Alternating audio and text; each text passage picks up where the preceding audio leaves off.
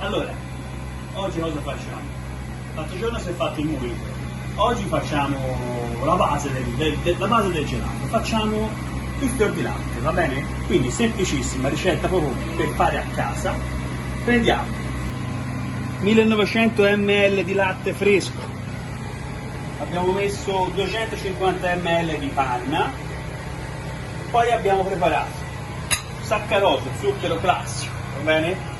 Sono 350 grammi, 100 grammi di destosio che andiamo a mescolare insieme al saccarosio, 100 grammi di latte in polvere, 6 grammi di farina insieme di carrupe. Mi raccomando, andate a miscelare insieme per bene gli ingredienti, devono essere ben amalgamati, va bene? Intanto fate andare il latte e la panna, non la fate bollire, mi raccomando, non la fate bollire, se no si va a perdere tutte le proprietà. Dopo che abbiamo miscelato bene il zucchero con il latte in polvere e la carrupe, la andiamo a versare nel latte e nella panna. Mi raccomando, a fuoco lento, e mescolate bene. Continuate a mescolare, altrimenti si caramellizza lo zucchero, va bene? Questa la fate andare senza portarla a ebollizione, mi raccomando, mi raccomando. Ecco, dopo che avete miscelato bene gli ingredienti, la fate anche andare un pochino di più, stoppate la cottura. Noi nel frattempo l'abbiamo già preparato, ce l'abbiamo già in macchina ed è pronto. Prendiamo una caratina che è già fresca e andiamo a estrarre questo fior di latte. È un fior di latte che possiamo andare a utilizzare anche per fare del gelato variegato. E che mi è venuta voglia a me? Che mi è venuta voglia? Mi è venuta voglia di amarene, perché abbiamo delle amarene spettacolari. Amarena di Cantiano, spettacolare. Andiamo a metterci la notte.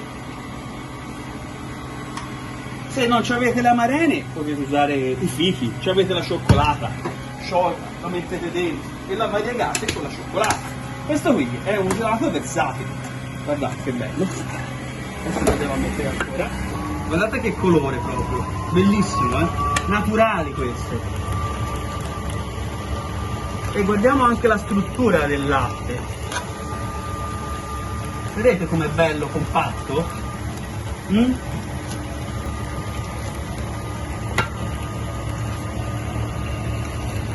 Eccolo qua, ci fa una gola ragazzi. E allora guarda, via, ci mettiamo un altro po' di amarene di Cantiano. Guarda, che spettacolo, guarda lì. Oh, abbondate, non facciamo i taccagni qua, abbondate di amarene.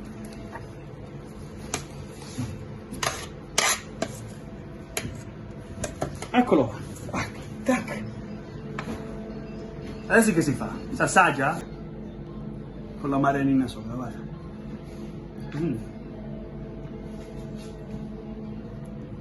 Allora, equilibrato, sa di latte, sa di panna, buonissimo. Mi piace? Provate a farlo. Ci vediamo venerdì, mi raccomando, venerdì alle 18:30 in diretta. Non mancate, va bene? Ci sarà una super sorpresa. Ciao!